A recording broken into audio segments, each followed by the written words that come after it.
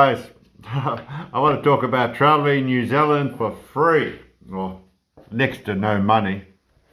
Talk to a lot of South Africans because I lived there 20 some years, and they want to come and live in New Zealand for a vacation or to find out opportunity to immigrate.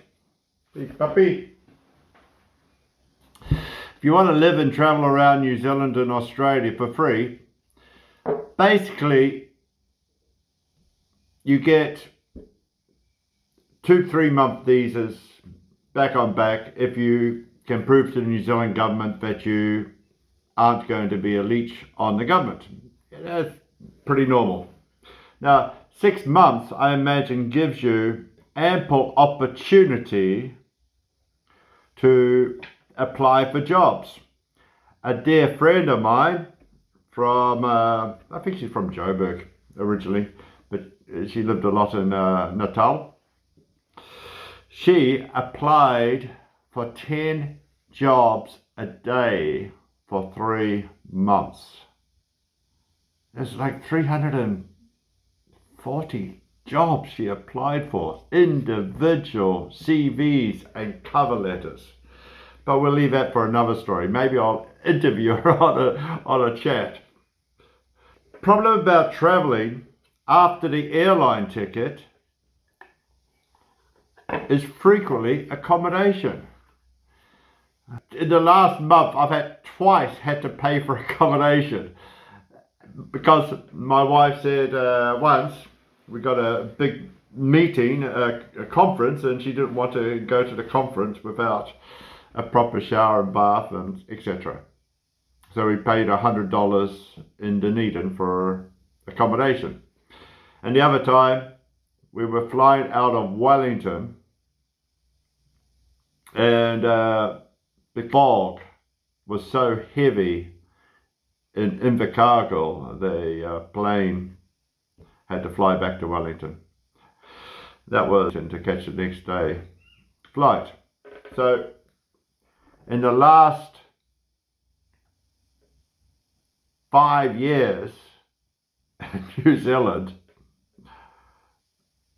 I've had to pay for accommodation twice. 2019 January, I think we also paid for a batch because Tracy was flying out the next day. Don't travel with your wife if she needs to sleep in a hotel. But imagine, up until October 20 for accommodation. That's because I've become political and very visible on social media. You can Google me, Tom Morton, just Google it. You'll see lots of interviews. So how do we travel for free and have no accommodation? We house that. We house it with an organisation called Kiwi House Sitters.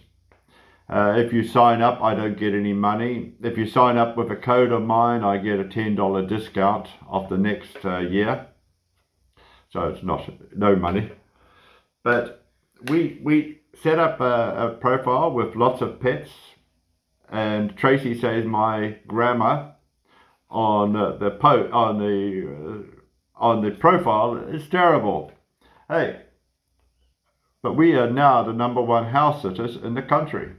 We're house sitting now. We live frugally in New Zealand. You have to, otherwise it's just so expensive.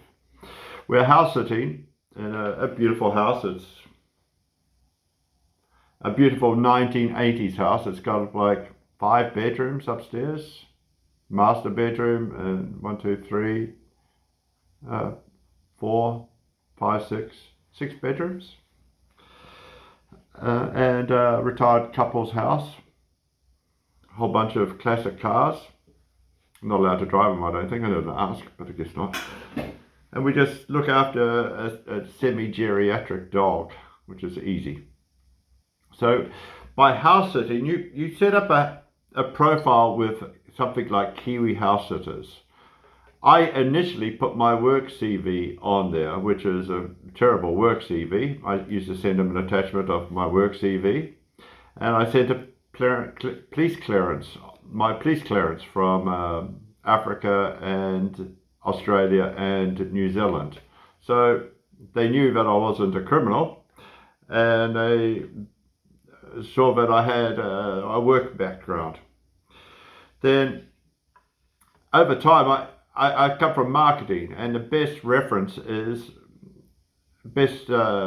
marketing is by using other people's references. So I just kept asking people to give me a reference, and so now we've got about 100 references, and when you add it on the Australian ones, it's like 102 references.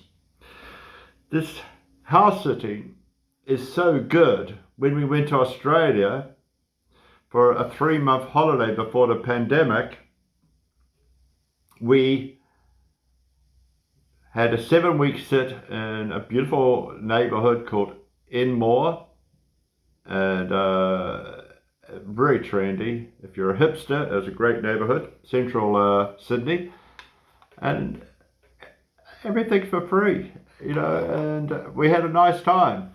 We have to buy our own food, but often the people say, just eat whatever's in the fridge. We're going away for 7 weeks. It's going to be rotten when we get back, so please do, or throw it away.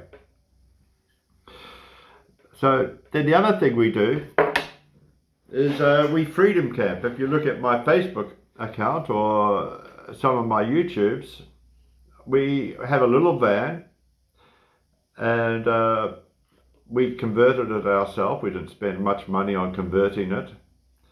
And so the few nights that we didn't get a house sit, we'd stay in the van. And there were so few nights. Now, if you're looking for work in Auckland, you're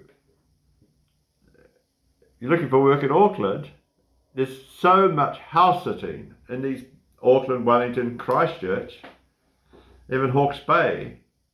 You don't ever need to pay for accommodation. Now, what does that mean? A house in Invercargill is $400 a week to $1,000 a week. A house in Auckland is $600 a week to $2,000 a week. So if you wish to house it, you're just making money from your job, and it's wonderful life. So I'm not going to, normally I'm going to try to post pictures, but I'm not going to do that. I'll send you a picture of, what's your name? Toby the dog. So that's all I got to say about that. If you got any questions, ask me. If you subscribe, fantastic. And tell me what you want me to tell you about life in New Zealand. But it is affordable if you plan how to do it.